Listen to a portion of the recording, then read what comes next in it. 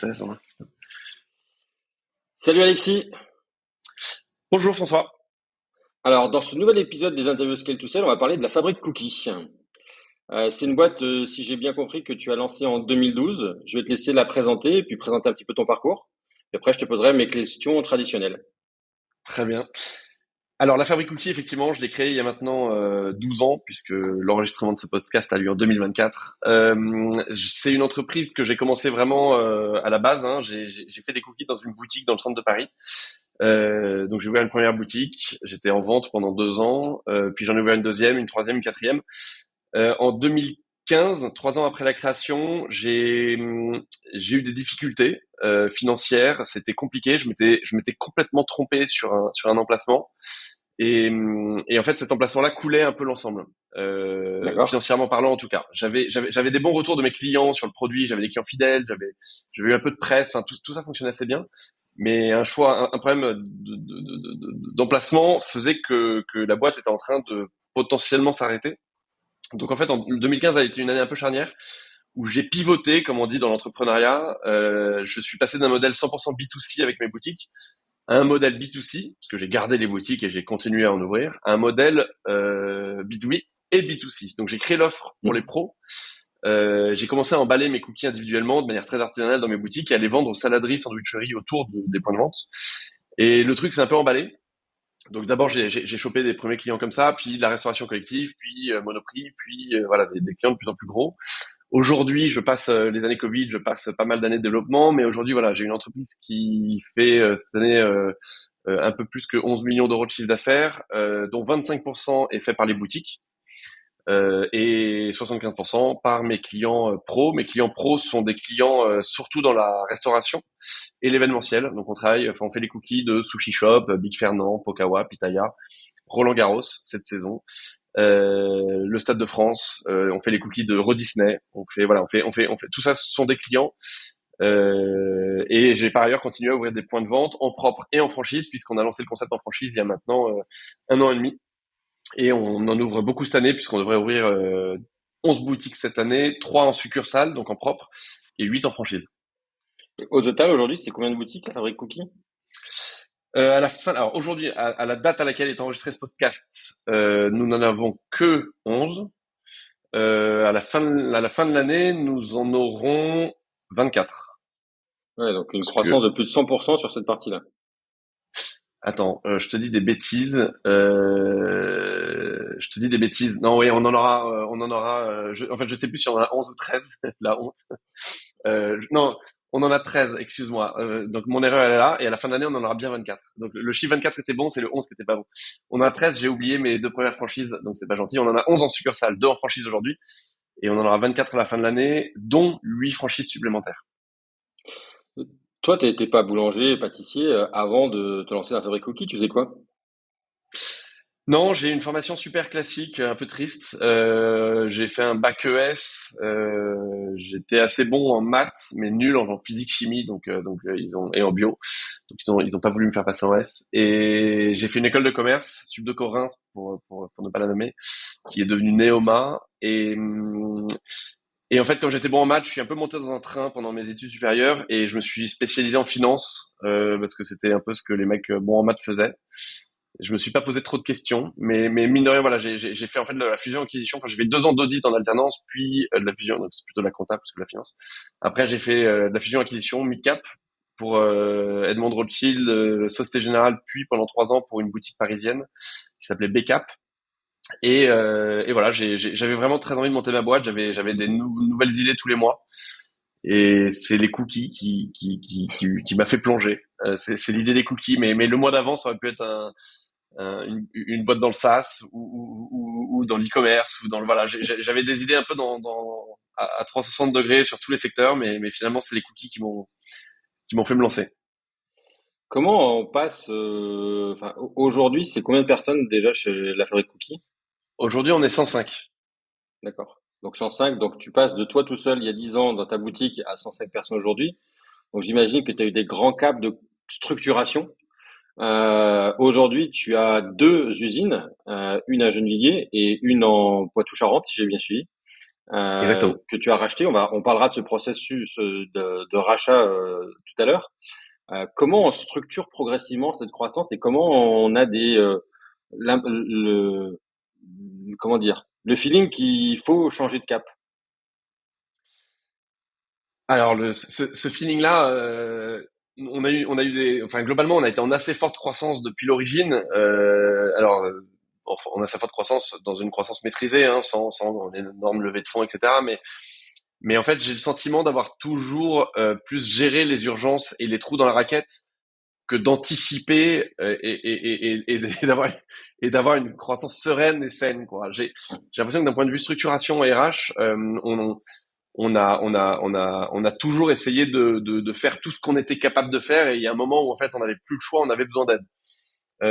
Dans tous les secteurs, hein, que ce soit en production, en qualité, en finance, en RH, en commercial, en marketing, j'ai structuré l'entreprise au fil des urgences et au fil des besoins sincères et réels. Et en fait, c'est aussi parce qu'on n'avait pas des poches très profondes Mmh. que j'ai fait en fonction des moyens de ce que l'activité me dégageait comme cash et de ce qu'elle pouvait supporter en nouveau salaire. Donc voilà, Mmh. c'est une croissance qui s'est faite un peu par la contrainte et Ouais. beaucoup par enfin une structuration pardon qui s'est faite beaucoup par la contrainte et un peu par le portefeuille. C'est-à-dire que on n'a pas pu Culture de recruter la des profils réaction, très ouais. seniors sur tous les sujets quoi. Culture de la réaction plus que de l'anticipation, en fait. Ouais, ouais, et de la prudence. Si tu veux, c'est facile quand tu lèves des dizaines de millions d'embaucher des mecs avec une grande seniorité et du coup de faire ça de manière très sereine. Voilà, ça n'a pas été mon cas, donc j'ai toujours mis du temps et surtout j'ai recruté plutôt des juniors. Les profils seniors chez nous, ils ont 30 ans. D'accord. On a. Et d'ailleurs, ça m'a été reproché hein, parfois par des équipes. J'ai une cadre qualité, donc dans l'équipe qualité qui faisait beaucoup de boulettes. Je ne la nommerai pas évidemment, mais qui faisait beaucoup d'erreurs. Et en fait, quand je lui disais, mais voilà, tu te rends compte que tu fais beaucoup d'erreurs, c'est compliqué. Et elle me dit, oui, mais toi, rends-toi compte que je suis junior. Et toi, et elle avait en partie raison. C'est-à-dire que tu peux pas en attendre autant de quelqu'un de senior que de quelqu'un de junior, quoi. Mmh. Sur 5 personnes, et justement, effectivement, on peut pas attendre autant d'un junior que d'un senior. Quels ont été les recrutements les plus structurants? Avant, je disais stratégique, mais aujourd'hui, je trouve structurant, c'est le plus important. J'espère que mon codir va pas écouter ce podcast. Mais le plus structurant, je suis désolé Anne, mais ça n'a pas été ma directrice générale adjointe qui en fait à la base c'est la plus ancienne de toutes. Hein, ça a été mon vrai premier recrutement. Mmh. À la base, et c'était ma responsable commerciale grand compte. Et elle avait une double D'accord. casquette, elle s'occupait aussi du marketing. Je l'ai recrutée en 2017. Elle a été très structurante, mais je pense que ce qui a été le plus structurant dans l'entreprise, ça a été d'embaucher mon responsable de production. Dans une boîte comme la nôtre qui fait maintenant des millions de cookies, cakes, madeleines sablées, je fais pas que des cookies, mais je pourrais le préciser après. Au moins pour pour le B2B, c'est qu'en boutique on a que des cookies, Mmh. mais en B2B on propose d'autres produits. On a eu des très fortes croissances et on n'avait pas de vrais responsables capés d'ingénieurs pour gérer la production, gérer les bonhommes, gérer les appros, et ça a été très compliqué. Et le recrutement d'Amine en tant que responsable de production, du coup, a été un élément super structurant, super structurant. Mais voilà, après, si je devais voilà, tu m'as demandé le plus structurant, c'est lui. Mmh. Mais franchement, avoir embauché quelqu'un de relativement senior, la trentaine, en responsable qualité, avec vraiment quelqu'un pour le coup enfin, tout mon codir est top, hein, mais quelqu'un de vraiment bon en qualité, c'est aussi très important. Et elle nous a apporté énormément de choses. Et évidemment, ma responsable commerciale grand compte, qui petit à petit a grappillé et finalement maintenant est directrice générale adjointe, s'occupe de chaque euro qui rentre dans l'entreprise. Bon, c'est des profils qui font que l'entreprise a pu grandir et a pu en être là où elle est, quoi. Comment tu as été les chercher? Euh, c'est marrant, de manière, les trois là que je viens de citer, de manière très différente. Ma responsable commerciale grand compte qui est devenue directrice générale adjointe, c'est elle qui est venue nous chercher, puisque ah, tu as un chien Ouais, visiblement. exactement. On avait un invité C'est elle qui est mystère. venue. Ouais. Ouais, c'est elle qui est venue nous chercher. C'était la responsable achat chez Monoprix qui s'occupait de notre compte.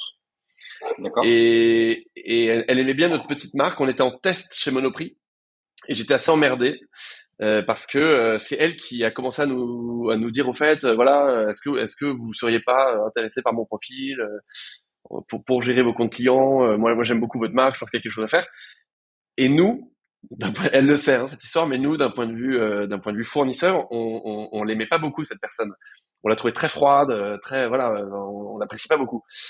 Et puis Monoprix, enfin, elle était très exigeante et voilà, on était un peu fatigué de ce client, enfin, de ce prospect puisqu'on n'était pas encore déployé. Mais c'était notre contact, donc on était un peu emmerdé. Donc en fait, on l'a reçu en entretien un peu par obligation. Et en entretien, c'était un vrai coup de foudre. C'est assez marrant, mais un vrai coup de foudre. Et c'est comme ça qu'elle a intégré l'équipe.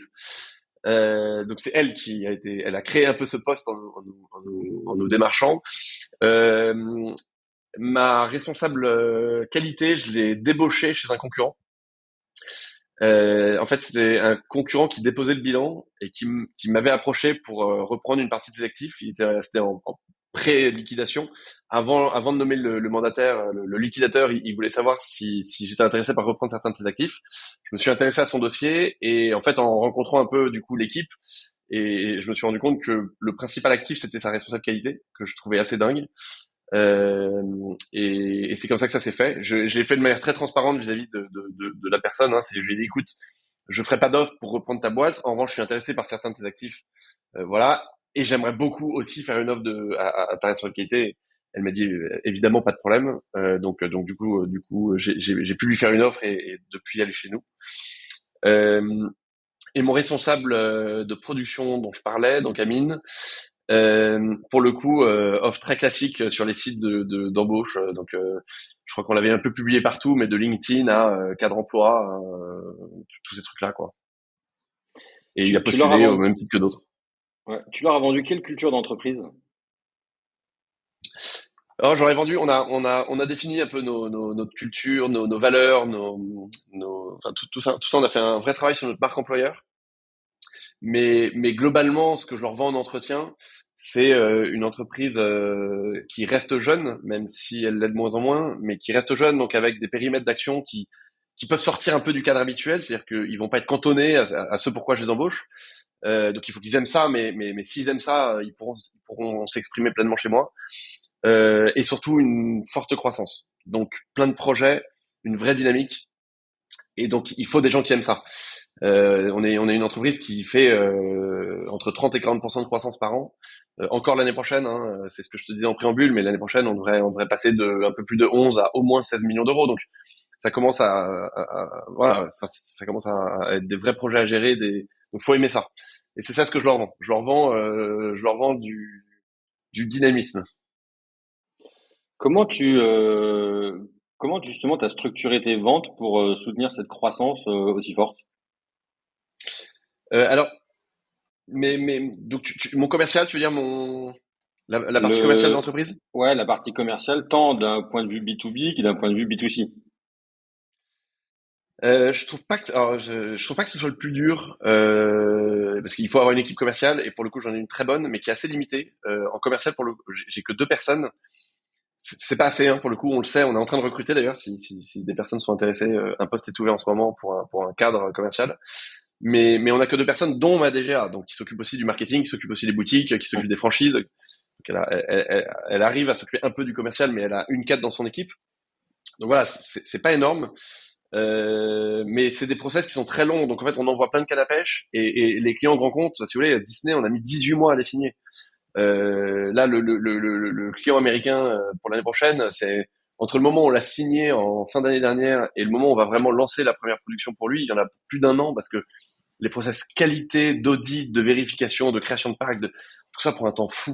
Donc en fait, mon équipe commerciale, elle gère évidemment tout le portefeuille, elle envoie des pêches, des, Le canne à des cannes à pêche.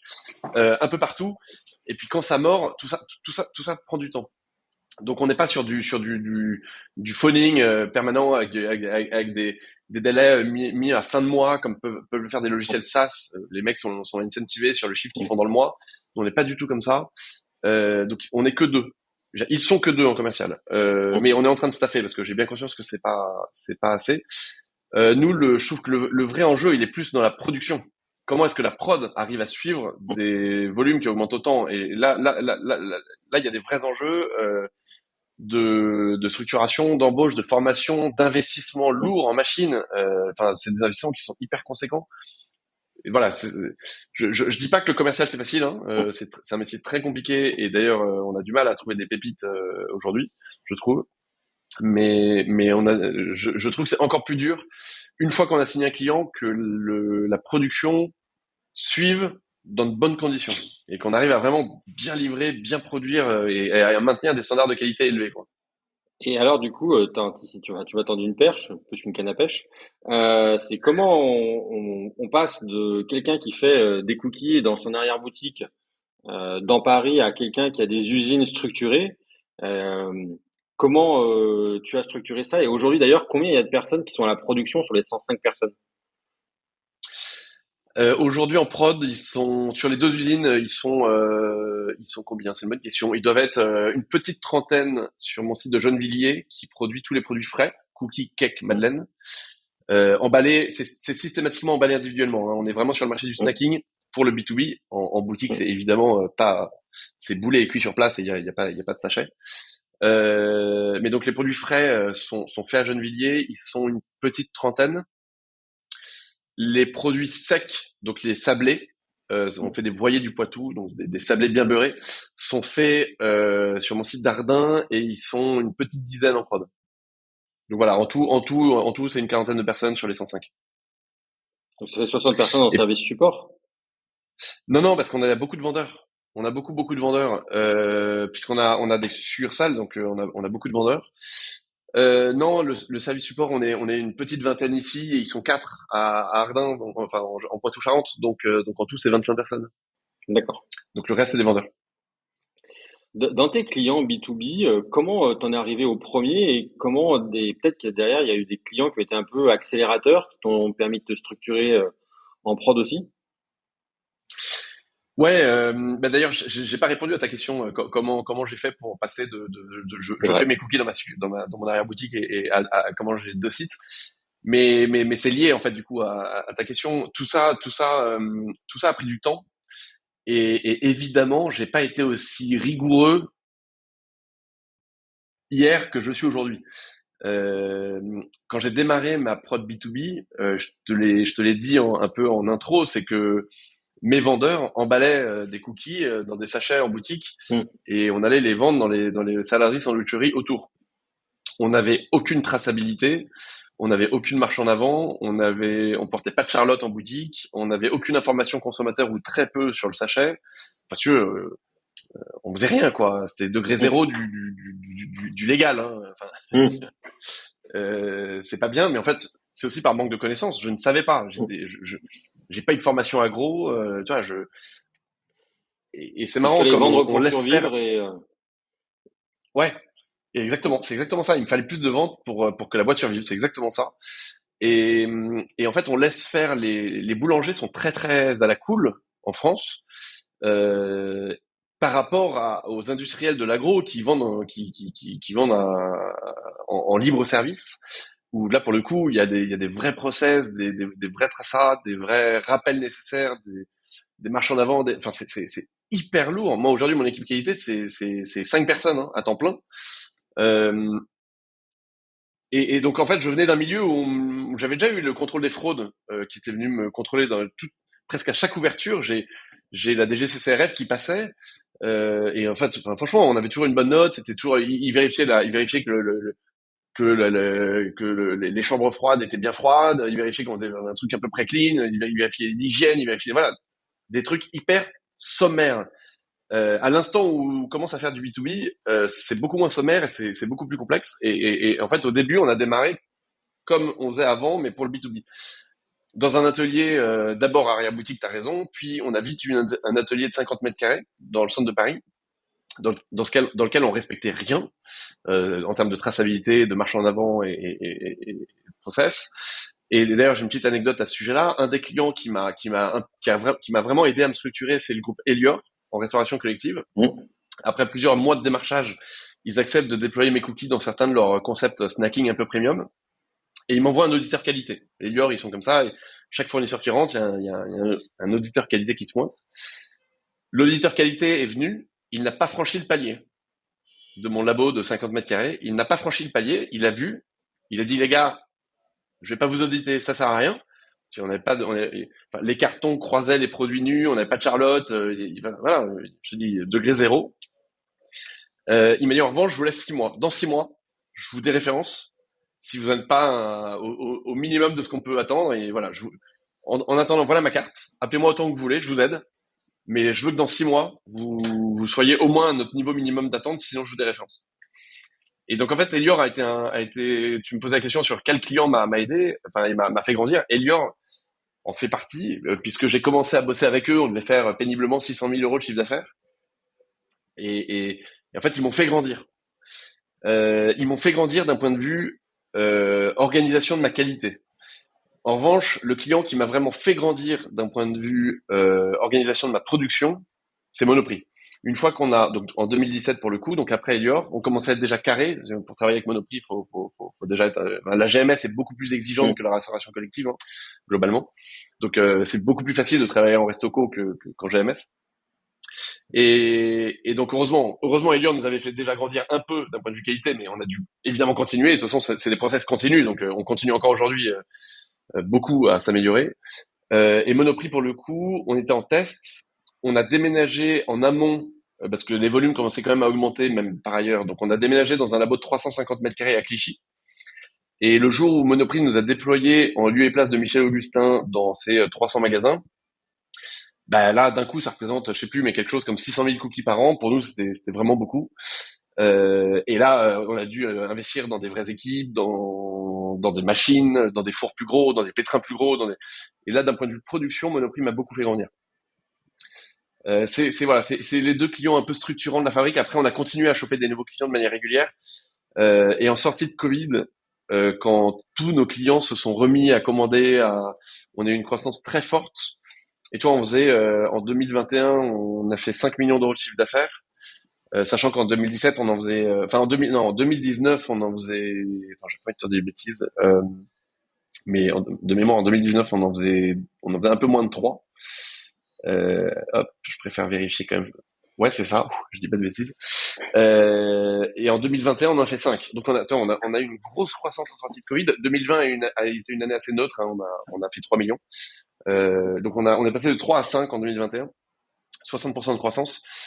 Et on n'avait toujours pas de responsable de prod. Et en 2021, on a vraiment souffert d'un point de vue structuration de notre production. C'était un bazar pas possible. Nos clients en ont souffert. On a eu un taux de service qui a chuté. Et mon responsable de prod a été embauché en fin d'année 2021 et il nous a apporté un vrai plus en 2022. Comment, là, tu nous as décrit aussi beaucoup d'investissements. On n'est pas forcément préparé à réaliser ces investissements et comme tu disais, tu as quand même beaucoup géré aussi en fonction de ta trésor. Comment tu anticipes tes volumes pour être capable de supporter ces investissements-là? Et est-ce que tu n'as pas par moment l'impression de faire des investissements trop gros pour toi? Ou alors comment on se Non, parce que rassure de ne pas les faire, quoi? non, mais c'est une très bonne question parce que c'est des décisions au quotidien. Ça. Là, en ce moment, si j'écoutais mes équipes et mes demandes, je devrais faire 600 000 euros d'investissement. Parce que pour nos madeleines ont des coques en chocolat, donc on a besoin de fondoirs et de nouvelles tempéreuses parce que les Hum. volumes sont au rendez-vous, tant mieux, mais il nous faut une tempéreuse, ça coûte 30 000 euros. Enfin, il faudrait qu'on remplace nos 2 flow packs. Chaque flow pack, ça vaut potentiellement 100 000 euros. En fait, si j'écoutais mes équipes, on serait en permanence en train d'investir. Et comme je suis de nature plutôt prudente, eh ben, on pousse notre matériel le plus possible. Et je réalise l'investissement quand je suis vraiment serein sur un retour sur investissement rapide. Et pour moi, un retour sur investissement rapide, c'est dans les 2 ans. Tant que je suis pas dans un retour sur investissement dans les 2 ans, je fais pas l'invest. Et en gros, c'est un peu ma ligne de conduite. Il faut que j'ai soit une économie en RH, soit une économie enfin, soit un gain de productivité pour avoir un taux de retour en moins de 2 ans. Et là, je réalise Invest. Et en fait, du coup, j'ai jamais fait d'investissement trop gros par rapport à ma taille. c'est un peu comme ma structuration RH, si tu veux. J'ai toujours fait des investissements plutôt en retard par rapport à mon développement. Mm. Quitte à pousser sur mes équipes, quitte à pousser sur mes équipements. Mais en fait, c'est une vision plutôt prudente, quoi. Mm. Comment les équipes, elles le vivent, justement, ce côté prudent? Bah, ceux qui me connaissent, qui sont là depuis longtemps, savent que la boîte va dans le bon sens, que ça avance et du coup ils le vivent bien parce qu'ils savent qu'une situation est jamais et va pas durer. Donc ils le vivent bien parce qu'ils voient l'évolution de l'entreprise. Mais ceux qui sont là depuis moins d'un an, globalement, peuvent avoir un peu plus de mal parce que ils se demandent ils se demandent dans quel sens ça va évoluer. Voilà, ils peuvent un peu moins bien le vivre. Et c'est vrai que globalement, on est une entreprise dans laquelle on bosse et dans laquelle, je te disais, il y a de la dynamique. Donc, voilà, enfin, il y avait une citation que j'aimais bien, mais je sais pas du tout qui l'a dite, donc je vais pas me tenter à nommer celui qui l'a dite, mais c'était un con qui avance va beaucoup plus loin qu'un intellectuel assis. Et nous, on est vraiment le con qui avance, quoi. Mm. Et donc, Je c'est vrai sais que ça plaît plus, pas à tout le monde. je sais plus dans quel film c'est, mais je vois très bien. Et ça plaît pas à tout le monde. Et comme on tire un peu sur les équipes, un peu sur l'équipement, bah, il y a des gens voilà, qui préfèrent aller travailler dans des entreprises un peu plus pépères, Mm. bien staffées, bien équipées, qui font tranquillement leur 4-5% de croissance par an, ce qui est déjà très bien. Mm. Donc je juge vraiment pas pour le coup, hein, mais il y a vraiment aucun jugement de valeur dans ce que je dis. Mais je pense effectivement que les équipes sont un peu plus tranquilles et gèrent leur projet plus long terme quand tu fais 4% de croissance par an que quand t'en fais 50 ou 40 comme chez Mm. nous. Et donc c'est des profils, enfin tous les profils ne s'épanouissent pas chez nous parce qu'effectivement c'est parfois très frustrant de ne pas réussir à gérer des projets sur le long terme de manière très sereine, quoi. Et Mm. ça, j'ai conscience que ça peut être difficile. Mais cette prudence, en plus, elle est un peu ambivalente par rapport à la culture d'entreprise que tu présentais plus tôt, qui était une culture de conquête. Bah non, ça va te perdre. Ah, oui, non, je vois ce que tu veux dire. Non, alors, je suis prudent dans mes invests. Mais je suis pas du tout prudent mais en fait, je suis en test and learn. Donc, on lance plein de trucs, mais sans jamais dépenser beaucoup d'argent. Si tu veux, là, on a lancé des super madeleines, dont je suis très fier. On a mis plus d'un an à les développer parce que c'est des madeleines qui sont clean label. Il n'y a pas de produits transformés dedans. Et si tu veux, aujourd'hui sur le marché, les madeleines, et on a fait un benchmark, mais vraiment très très large. Il n'y a pas une madeleine qui n'a pas de sirop de glucose. Donc du sirop de glucose, ça va maintenir le moelleux de la madeleine. C'est du sucre transformé, c'est dégueulasse pour le corps parce que ton corps sait pas l'assimiler. Elles ont toutes de l'arôme. Enfin, les madeleines aujourd'hui et toutes les marques, hein, même celles qui ont l'air sympas, toutes les marques sont bourrées de merde, si vous me permettez de parler comme ça. Nous, on a fait une madeleine clean label. Donc, que des produits naturels. On a remplacé le sirop de glucose par du miel. Enfin, bref, tout est clean.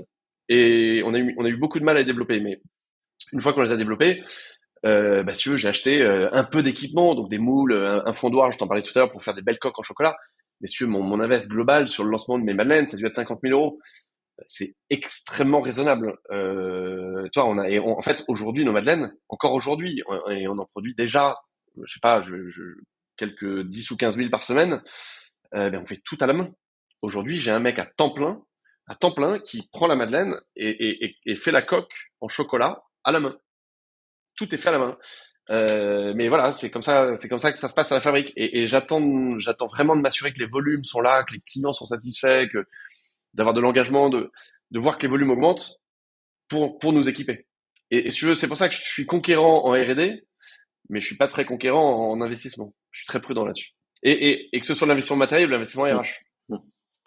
Est-ce que il y a des produits justement sur lesquels tu as beaucoup investi en termes de conception, de développement, et qui en fait n'ont pas rencontré un marché? Ouais, ouais. Gros bid. On a lancé une gamme de sablés. Parce qu'on voyait bien que tous nos produits faits à Gennevilliers, Cookie Cake Madeleine, ont un mois de durée de vie. Mm. On garantit un mois on produit tout à la commande, hein, on n'a pas de stock de produits finis. On produit tout à la commande et on garantit un mois à nos clients. Et on sentait bien que nos clients avaient une appétence aussi pour des produits à plus longue durée de vie. Donc on a voulu créer une gamme de sablés. Et là, on a quand même investi alors c'est un terme technique, ça va pas forcément vous parler, mais notamment une balance associative. C'est une balance où en gros on met donc on a créé une offre de sachets d'oie pack, des espèces de sachets de 12 petits sablés à l'intérieur. Mm. Et on a quand même signé commercialement, on a signé des beaux noms, hein. On a été déployé par Picard, on a signé chez Naturalia. Enfin, on a quand même eu commercialement, ça s'est bien passé, mais industriellement, non. Et voilà, on était trop cher. On était bio aussi, c'était une erreur. On n'aurait pas dû être en bio sur ce produit-là. Et bref, j'ai acheté des doseuses associatives qui coûtent quand même assez cher. J'ai acheté du coup toute une ligne avec détection de métal, etc. Et aujourd'hui, on a arrêté la ligne parce qu'on était trop cher et que finalement en rayon, ça tournait pas assez bien. Et là, je me retrouve avec du matériel neuf, utilisé pendant 1 an et demi, et il faut que j'arrive à les revendre, mais je suis pas sûr d'en tirer un très bon prix. Et Donc du coup, depuis 2 mois, on a totalement arrêté la ligne. et c'est pour ça que du coup, tu as Donc voilà, racheté une petit échec. entreprise qui faisait des sablés? Ben oui, c'est pour ça qu'on a arrêté la ligne, c'est que l'entreprise dont je parlais, l'usine en Poitou-Charentes, c'est une entreprise que j'ai Mm. achetée début décembre, donc il y a 6 mois maintenant. L'usine fait 1700 mètres carrés, spécialisée dans le sablé, le broyé du Poitou, qui est un sablé local. Et en fait, ils le font beaucoup mieux que nous. C'est bête, mais en fait, un cookie, un sablé, c'est 2 lignes de production qui ont rien à voir. Et comme on était trop cher, ben, j'ai dû me résoudre à racheter quelqu'un qui était spécialisé là-dedans. Et j'ai racheté, je trouve, une petite pépite avec des équipes qui est vraiment, enfin, qui sont vraiment extraordinaires. Et du coup, on a arrêté notre ligne ici. Mais c'est cohérent dans ma strat. C'est parce que j'ai pas réussi à le faire en organique. J'ai racheté une entreprise spécialisée là-dedans. Alors du coup, comment tu te structures pour faire cette acquisition? Bah écoute, je me rends compte que je suis de moins en moins indispensable au site de Gennevilliers, puisque maintenant j'ai un super responsable de prod qui a lui-même 2 adjoints, j'ai une responsable qualité qui a une équipe de 4 personnes sous elle. Voilà, enfin, je suis là et j'ai un codir, on se réunit une fois par mois, enfin tout va bien. Et du coup j'avais un peu de temps libre, moi, à titre perso. Bon, c'est pas hyper vrai, mais en tout cas je sentais que j'en avais encore un peu sous le pied. Et du coup, je remplace l'ancien gérant, Mm. euh, et tout le reste de l'équipe est resté. Donc, en fait, en passant pas mal de temps là-bas, j'y passe au moins une journée par semaine. J'arrive à gérer ça, sachant qu'il y a quelques synergies, surtout sur l'équipe commerciale, mais en fait, l'équipe qualité reste autonome là-bas. Et après, les fonctions support de la fabrique cookie servent cette nouvelle filiale à 100%. Donc, quand je parle des fonctions support, donc c'est aussi bien le commercial, mais que Mm. la comptabilité, que le marketing, que tout ça. Il y a que la qualité qui reste vraiment propre au site local, parce que c'est des process qui ont tellement rien à voir que c'est voilà, chacun conserve la gestion de sa qualité. Mais en fait, moi, voilà, j'y passe une journée par semaine. J'ai passé 3-4 mois à y aller beaucoup et à avoir tout le monde en direct. Il y avait un râteau, j'avais tout le monde en direct. Le moindre ouvrier de l'usine qui voulait poser des congés s'adressait à moi. Ça a été très dur au début parce que du coup j'avais beaucoup de bonhommes à gérer et pas que des bonhommes. Tous les fournisseurs voulaient me rencontrer. Enfin donc j'ai passé du temps avec l'assureur, avec le banquier, avec la laiterie, avec le fournisseur de carton. Voilà. Même à la fabrique cookies, je connais pas le fournisseur de carton, mais voilà, le fait que c'est une usine qui fait travailler beaucoup l'écosystème local. Tout le monde voulait me rencontrer, donc j'ai passé vraiment beaucoup de temps sur les 3-4 premiers mois. Et fin mars, j'ai nommé une responsable de site. Donc parmi l'équipe des bureaux, je leur avais dit dès le départ que je me laissais au moins 3 mois d'observation et que après j'allais structurer de manière à pouvoir sortir un peu la tête de l'eau. Et en fait, depuis que j'ai nommé quelqu'un de leur équipe, je l'ai nommé responsable. En fait, moi, j'ai plus qu'un unique interlocuteur, c'est elle. Et je fais mes réunions hebdomadaires avec elle. Je vais sur place une fois par semaine. Et franchement, ça se passe vraiment bien. Il y a encore des sujets de structuration, mais Mm. globalement, ça se passe vraiment bien. Je trouve que je suis assez fier de moi. Je vais m'envoyer des fleurs, mais je trouve que j'ai j'ai bien géré cette acquisition. C'est-à-dire que alors j'ai beaucoup consulté avant, hein. J'ai beaucoup Mm. consulté des gens qui en avaient fait, qui m'ont donné chacun leur avis. Je me suis fait mon propre avis et j'ai trouvé que cette espèce de phase d'observation, à bosser comme un âne et avoir tout le monde à râteau était nécessaire pour comprendre. pour comprendre le métier de chacun, l'organisation. Et d'ailleurs, j'ai changé d'avis en cours, hein. C'est-à-dire qu'au début, je pensais nommer quelqu'un d'autre en tant que responsable de site, et j'ai changé d'avis un mois avant. Donc c'était vraiment une période nécessaire. Il fallait pas se précipiter, et maintenant, ça tourne vraiment bien. Donc voilà, Quels sont les conseils qu'on t'a donnés justement dans cette phase où tu allais voir beaucoup de personnes? en fait, c'est assez marrant, mais on m'a donné des conseils parfois très contradictoires. Donc c'est pour ça que c'est toujours intéressant d'écouter tout le monde et de se faire son avis. Mais il y a des gens qui m'avaient conseillé de faire ce que j'ai fait, d'avoir cette phase-là, et donc d'observation, de compréhension, d'y passer beaucoup de temps, plus de structurer. D'autres à l'inverse qui m'avaient dit qu'il fallait euh, assez vite structurer et chambouler un peu, enfin secouer le cocotier, pour ne pas que les équipes se projettent, se fassent des rêves et soient hyper déçues, et du coup puissent démissionner et finalement perdre des trucs. Enfin, donc j'avais vraiment vraiment eu un peu de tout, mais finalement ce qui avait emporté mon adhésion, c'était le fait d'être très clair dès le début avec les équipes, de leur rappeler que la grande majorité des acquisitions qui se passent mal sont parce qu'en fait on gère mal l'aspect RH et que on a des problèmes d'équipe. Donc j'ai vraiment insisté sur ça. Euh, et j'ai été très clair avec elles sur comment ça allait se passer avec moi. Et donc du coup, je pense personne ne s'est fait. Et ce qui est vrai avec la société intégrée est vrai aussi avec la société qui intègre, hein. J'étais aussi très clair avec mes équipes à la Fabrique Cookie en disant que tout était sur la table et que potentiellement la responsable qualité de là-bas allait devenir la responsable qualité du groupe. J'étais très clair avec tout le monde en disant, écoutez, pendant 3 mois, j'observe tout et on décidera de comment se passe le nouveau codir, qui y sera. Je leur ai rappelé toute la confiance que je leur faisais, et la relation qu'on avait était unique, mais que mon objectif c'était le bien de la boîte et le bien de la boîte avec l'intégration de cette nouvelle entreprise. Donc il fallait qu'on soit tous chakra ouvert, et que dans 3 mois je mettrais mes conclusions sur la table et qu'on aurait une nouvelle organisation. Tout le monde était au clair avec ça. Finalement, personne n'a perdu son poste. Il y a juste une personne qui est passée responsable de site. Donc, et d'autres qui ont pris une double gouvernance, puisqu'ils gèrent à la fois les problématiques de Gennevilliers et de Poitou-Charentes. Mais je pense que voilà, la raison pour laquelle ça a marché, alors ça fait que 6 mois, hein, c'est quand même encore un peu plus de temps pour s'assurer que ça a bien marché, mais c'est le fait d'avoir été très clair, et deux, que les équipes se connaissent très vite. C'est-à-dire que après la signature, toutes les équipes de Gennevilliers ont été sur place, voir le site, rencontrer les équipes. Toutes les personnes de là-bas sont venues ici, pareil pour comprendre notre culture, pour voir la façon dont on travaille. Donc il y a eu un vrai échange. On fait des séminaires évidemment communs. On essaie de créer des liens. Et ça, c'est important que les gens de là-bas se disent pas, ok, on dépend d'une maison mère qui en a rien à faire de nous. Voilà. Et d'ailleurs, il y a eu des moments de tension, hein, entre équipes, en particulier, voilà, sur des petits sujets commerciaux, sur des sujets de R&D, parce que il y a eu des mini sujets. Dès qu'on se voit en physique, le sujet est réglé.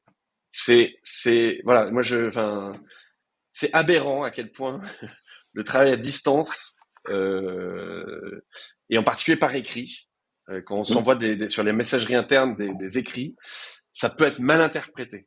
Et du coup, ça peut créer des sujets. Et ça, c'est dingue. Et du coup, c'est pour ça que c'est important de soit faire des visios, se voir, soit être sur place et passer du temps à se voir. Mais je pense que c'est aussi un des succès de la réussite, c'est qu'on a passé beaucoup de temps. Moi, j'ai passé beaucoup de temps là-bas. La nouvelle responsable de site passe aussi du temps chez nous. Enfin voilà, c'est une longue réponse, mais elle était importante. Non, mais après, est-ce que justement vous avez mis en place des rituels pour que les gens se voient plus? Ouais, alors on a plein de rituels en interne, à la fois à Gennevilliers et en Poitou-Charentes, pour que les équipes qui doivent travailler entre elles travaillent entre elles. Ça, il y en a plein. Des réunions de production, des réunions de qualité, des réunions hebdo, des codires, des points. Enfin, on a vraiment de la communication interne, qui est très travaillée. Ça fait un peu partie de la marque employeur, hein, la façon dont l'information circule dans l'entreprise, sur les deux sites. Et c'est un peu moins vrai sur les sites entre eux, parce qu'en fait, on travaille pas beaucoup ensemble, Mais les personnes qui travaillent ensemble, oui, communiquent ensemble de manière très régulière. Et en particulier, ma directrice générale adjointe, Anne, qui s'occupe de toute la partie commerciale et qui supervise du coup aussi un peu la R&D, descend, va en Poitou-Charentes au moins une fois par mois pour voir physiquement les équipes. Euh, T'as pas précisé comment, dans quel contexte en fait elle s'est faite cette acquisition? C'est toi qui allais chercher, qui a identifié, qui a approché? C'est des banques d'affaires qui sont venues vers toi pour te proposer des dossiers? Les deux, mon capitaine, avec un peu de chance, parce que je pense que la chance, on en parle rarement dans la vie d'une boîte et d'un entrepreneur, mais la chance est un facteur très important. Personne n'est capable de le mesurer et de dire c'est 30% de chance, mais je pense que la chance c'est vraiment une part importante du truc. Et là en fait c'est les deux, c'est un mix des deux, c'est-à-dire que j'avais été approché par un banquier d'affaires donc j'ai fait l'acquisition en décembre 2023. J'avais été approché par un banquier d'affaires en juin 2022, même un peu avant je pense, en tout cas dans le premier semestre 2022. J'avais regardé le dossier assez rapidement et globalement il y avait une dette très très importante. Donc j'ai pas donné suite et je lui ai dit que voilà, c'était une boîte qui était trop endettée pour moi et que du coup, elle valait pas le prix qu'ils en voulaient, je trouvais. Et donc je suis passé à autre chose. Un an plus tard, c'est là le facteur chance, on recrute une stagiaire en R&D qui était super d'ailleurs. Petite dédicace à Anaïs, si à tout hasard quelqu'un voit ce podcast et la connaît, qui nous dit qu'elle avait fait son stage d'avant dans cette boîte. Donc l'entreprise s'appelle Les Petits Amoureux à Ardin. Donc, notre stagiaire R&D venait de faire un stage chez Les Petits Amoureux. Et donc elle nous décrit un peu son stage. Et là j'ai Anne, ma directrice générale adjointe, qui me regarde en me disant mais Alex, c'est un dossier qui pourrait être hyper intéressant pour nous, juste qu'on se dit sur le sablé. Et je dis ouais t'as raison. Évidemment j'avais complètement oublié le dossier, mais je tape quand même Les Petits Amoureux dans mes mails, je me renseigne un peu sur l'entreprise et je vois en fait qu'on m'avait proposé le dossier un an plus tôt. Je dis merde, j'ai laissé passer le dossier. Mais dans le doute, je rappelle le banquier d'affaires. Donc c'est pour ça que c'est un petit mix des deux. Je rappelle le banquier d'affaires en lui disant, voilà, vous m'aviez contacté il y a un an, où en est ce dossier Et en fait, personne n'avait donné suite puisque tout le monde s'était un peu arrêté au mur de la dette des petits amoureux. Et il me dit, écoutez, on est passé en mandat ad hoc, et bon, je vais pas rentrer dans les termes techniques, mais en gros, c'était avant, c'était un éventuel pré-pack session.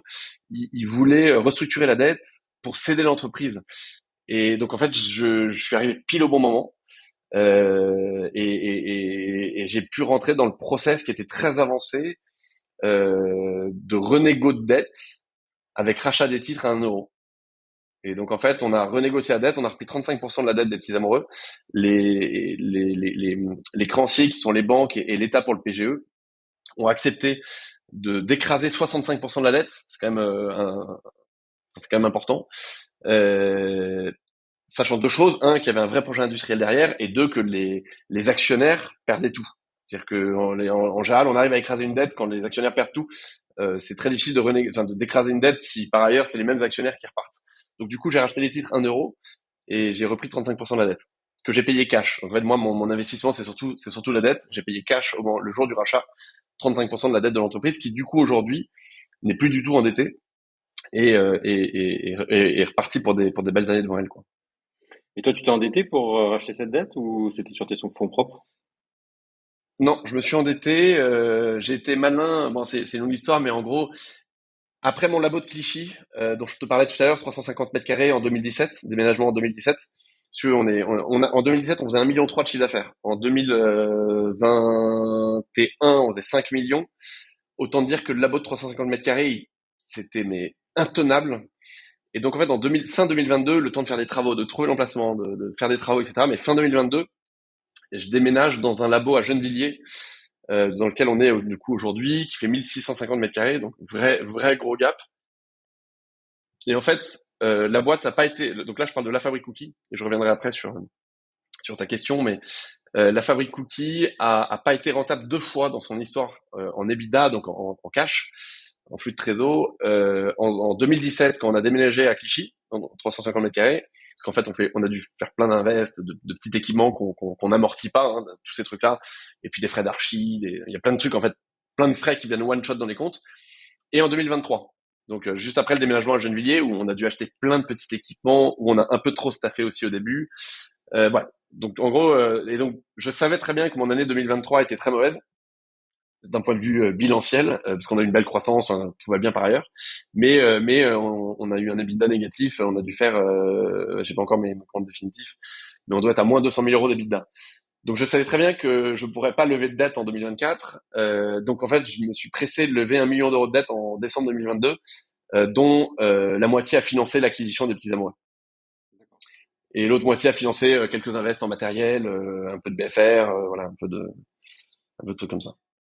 Donc voilà, j'ai levé de la dette pour faire cette acquisition. Et sachant que là, j'ai plus du tout de marge de manœuvre parce que mes comptes 2023 me permettent pas d'investir en 2024, alors même qu'on fait une bien meilleure année, hein. Mais bon, ça, les banquiers, ils regardent le passé, ils regardent pas l'avenir, c'est un vrai Tu- sujet. Là, tu vas avoir le cash qui va rentrer, qui va te permettre de faire tes investissements. Ouais, ouais. Alors, on a quand même, on a 350 000 euros d'échéance d'emprunt cette année, donc plus que j'autofinance à la fois sur mes ouvertures de succursales en boutique. Et quand j'ouvre une boutique, il y a 3 mois de garantie de loyer. Enfin, il y a beaucoup de cash immobilisé. Et mes invests dont je te parlais au début, qui sont nécessaires à l'augmentation de ma productivité et de ma production tout court d'ailleurs. Ben en fait, ouais, je suis obligé de gérer ma trésorerie à l'euro près quasiment, quoi. Mais c'est le jeu. C'est le jeu. Si je veux des gens qui regardent l'avenir et pas le passé, il faut que je fasse des levées de fonds. Mm. D'ailleurs, tu me précisais en préambule que tu étais seul associé. C'est quelque chose qui t'a pesé par moment? Oui, souvent même. Alors dessus, je suis pas le seul associé puisque je n'ai que 80% du capital. J'ai toujours ma love money du début de 2012 qui représente les 20% restants. Mais disons qu'ils sont pas du tout opérationnels. Donc t'as raison, ça m'a beaucoup pesé, surtout dans les moments difficiles. Hein, on va pas se mentir. Quand tout va bien, tout va bien. Mais pour le Covid, j'ai trouvé que c'était un moment terrible, terrible, et je me suis senti vraiment seul. D'autant plus que ça se passait pas très bien avec un salarié que j'avais mis au capital au début de l'histoire et dont on s'est séparé en 2021, mais que je considérais presque comme mon associé. Donc on avait beaucoup d'échanges, mais ça se passait déjà pas très bien avec lui depuis plus d'un an. Donc en fait au moment du Covid, je me suis vraiment senti très seul. Et ma responsable commerciale grand compte qui gérait le marketing, qui aurait pu m'aider vachement à ce moment-là aussi en échange et en temps, était en congé maternité. Donc elle a prolongé son congé en attendant la fin du Covid. Donc j'étais vraiment hyper seul. En 2015, quand la boîte allait pas très bien, je me suis senti aussi un peu seul. Enfin, il y a eu des moments difficiles, mais j'ai quand même toujours eu une équipe, donc ça aide. Une équipe au taquet qui m'a, voilà, qui, même si je suis le seul à porter un certain niveau de stress, j'ai toujours eu une super équipe. Aujourd'hui, ma directrice générale adjointe Anne, on échange sur tous les sujets ensemble, donc voilà, c'est pas sa boîte, mais elle a des parts et elle est autant investie que moi. Et j'ai aussi beaucoup été aidé par des réseaux d'entrepreneurs. En 2014, j'ai intégré le réseau Entreprendre Paris. Et puis ils m'ont vraiment accompagné pendant des longues années. Aujourd'hui, je leur rends l'appareil puisque je suis administrateur du réseau. J'accompagne des jeunes entrepreneurs et je leur rends ce qu'ils m'ont donné. Et pour l'anecdote, mon espèce de coach mentor qui a été nommé par le réseau Entreprendre en 2014, mon parrain exactement. T'as raison, le mot est mieux. M'a jamais lâché. Donc en fait, on continue à se voir une fois par mois depuis 10 ans. On déjeune ensemble une fois par mois et du coup, il m'a connu à 350 000 euros de chiffre d'affaires. Aujourd'hui, la boîte fait plus de 11 millions et on déjeune toujours une fois par mois. Donc, voilà, je suis quand même entouré. J'ai aussi mon frère qui gère une très belle ETI dans les cheminées et qui du coup, qui lui fait un peu moins de 100 millions d'euros de chiffre d'affaires. Donc, disons voilà, je suis entouré. Je suis pas complètement tout seul. En cas de gros coup dur, je peux passer des coups de fil pour avoir des conseils, quoi. T'as fait appel à des coachs dans ton parcours professionnel? Non, jamais. Non, j'ai pas eu de coach. Mais voilà, je passe des coups de fil à des gens. J'ai mon parrain du réseau Entreprendre Paris, j'ai mon frère, et il y a quelqu'un que j'ai oublié de citer. J'ai Olivier Delaméa, qui aujourd'hui est le PDG du groupe Savencia, Mmh. Donc 7 milliards d'euros de chiffre d'affaires, spécialisé dans tout ce qui est laitier, les fromages en particulier. En fait, que j'ai connu, à l'époque où je l'ai connu, il s'occupait des produits frais chez Danone et, et on s'entend super bien et 2 fois par an, il me donne aussi des conseils strat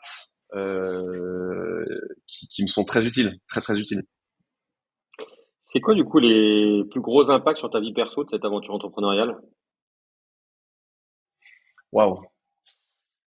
Bah c'est que c'est enfin mais ça j'enfonce une porte ouverte hein, c'est un engagement à 150% quoi donc j'essaye d'être présent, j'essaye et puis j'ai envie d'être présent, j'ai 3 enfants donc j'essaye mais voilà, j'ai la tête à mon boulot très souvent. Très souvent. Alors aujourd'hui la boîte est quand même suffisamment structurée pour que le week-end je ne m'en occupe absolument pas, alors que nos boutiques sont ouvertes, alors que voilà, on a des sujets. Mais j'arrive à quand même avoir mes week-ends, ce qui n'a pas été le cas les 4 premières années. Hein. J'ai bossé presque tous les week-ends, mais on n'avait pas d'enfants à l'époque. Mais disons que ma femme a quand même subi une vie perso pas très marrante au début. Euh, c'est très difficile de faire la part des choses en fait, parce que je n'ai aucune frontière entre ma vie perso et ma vie pro, aucune. C'est-à-dire que je considère ma vie enfin, j'en parle souvent avec des amis. C'est intéressant, je pense, de comprendre ça chez moi. C'est que j'ai aussi par ailleurs des projets perso. J'ai construit une maison, je fais un investissement locatif en ce moment dans le sud. J'ai aussi des sujets perso. Et mais en fait, mes sujets perso, que ce soit recruter une nouvelle nounou ou gérer le tennis des enfants ou acheter une machine pour mon labo de Gennevilliers, pour moi, c'est du boulot. Je gère tout comme si c'était du travail. Et en fait, du coup, je n'ai vraiment aucune étanchéité entre les deux. Je vis tout. Tout ça, c'est du boulot, et c'est du boulot que j'aime. Donc, j'ai pas l'impression de bosser la semaine. J'ai pas spécialement l'impression de me reposer le week-end. C'est ma vie, quoi. Et je l'aime à fond. C'est-à-dire que je suis très heureux de faire tout ça. Donc, en fait, c'est assez intéressant. C'est anecdote marrante, mais qui reflète un peu mon état d'esprit. Je fais les cookies de Roland Garros. Et j'ai été invité dimanche, il y a 3 jours, un peu par hasard. Je vais pas vous raconter les dessous de l'invitation, c'est pas intéressant.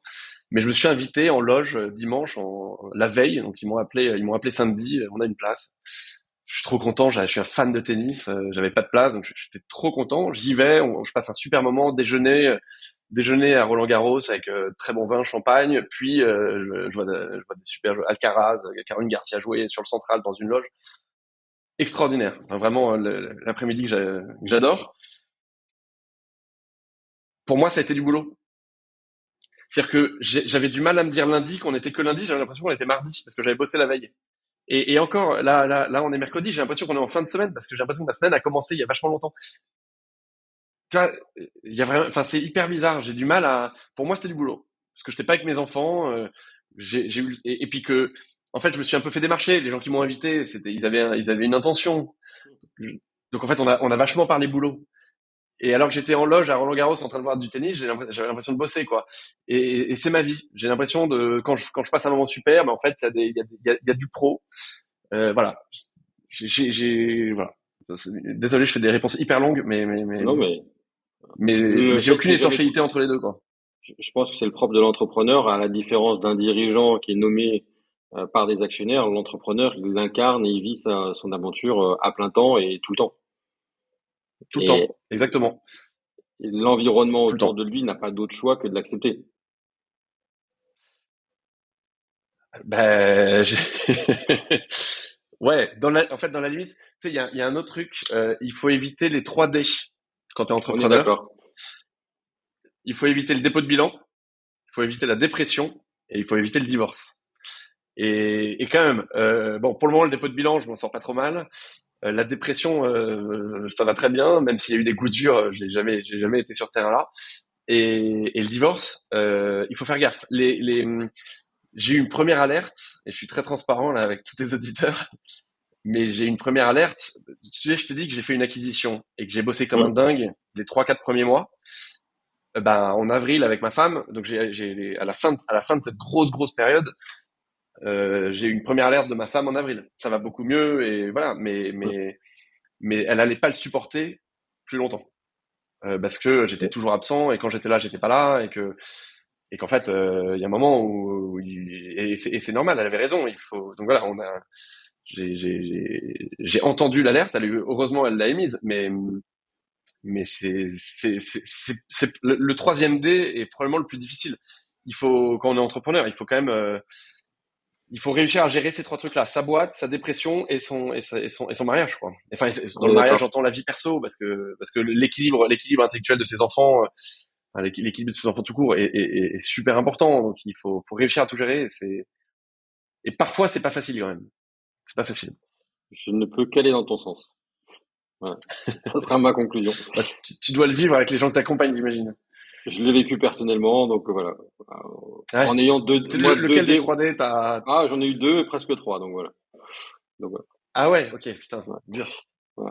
Euh, En conclusion, est-ce que tu peux nous rappeler dans tous les magasins dans lesquels on peut venir acheter des cookies et, euh, et comme ça, Ouais. en fait, on invitera les auditeurs à venir les goûter. Alors, bah, vous avez de la chance, vous pouvez nous trouver presque partout en France, puisque donc déjà la partie boutique, c'est là où objectivement vous trouverez les meilleurs cookies parce qu'ils sortent du four. On est donc pas mal en Île-de-France. On est beaucoup dans des gares, on est dans les centres commerciaux, on arrive aussi en centre-ville. Mais voilà, vous pouvez trouver une boutique assez facilement sur Google Maps. On est aussi pas mal en province avec des boutiques, puisqu'à la fin de l'année, on sera donc on est déjà à Lyon et à Nîmes. On va ouvrir beaucoup dans l'Ouest, à Nantes, à Poitiers, à Tours, au Mans. On va ouvrir d'autres boutiques à Lyon. On va ouvrir à Brive-la-Gaillarde, qui l'eût cru, mais on a trouvé vraiment un super candidat à la franchise là-bas, avec un très bien emplacement. Donc ça, tout ça, c'est pour les boutiques en propre. Après, vous pouvez vous faire livrer, on a un site e-commerce qui est bien foutu. Et sinon, vous pouvez aussi trouver nos cookies emballés individuellement. Hein, donc c'est cette offre-là. Donc là, c'est un cookie caramel cacahuète avec notre marque, La Fabrique Cookie. Vous pouvez nous trouver chez Sushi Shop, Big Fernand, Pokawa, Pitaya, tous les Monop et Monoprix de France, à leur marque pour le coup. C'est pas La Fabrique Cookie parce que on veut pas être en GMS et ça allait très bien à Monoprix. Donc c'est au rayon frais de Monoprix. Vous trouvez nos cookies, nos cakes et nos madeleines. C'est nous qui faisons tous ces produits-là pour eux, à leur marque. Mais c'est la même recette, hein, donc vous pouvez y aller. Vous pouvez nous trouver au Stade de France à Roland-Garros, vous pouvez nous trouver au Stade Vélodrome à Marseille, vous pouvez nous trouver chez Disney, les cookies en forme de tête de Mickey, c'est nous. Voilà, vous pouvez nous trouver un peu partout et en livraison sur le site internet. Eh ben super. Eh ben écoute, que tu sois au Vélodrome, ça me fait plaisir en tant que néo-marseillais. Et du coup, la prochaine fois que j'irai, j'en prendrai en pensant à toi. Alexis, Top, un c'est grand sympa. merci Merci et à François, très merci beaucoup. bientôt. À bientôt. Salut.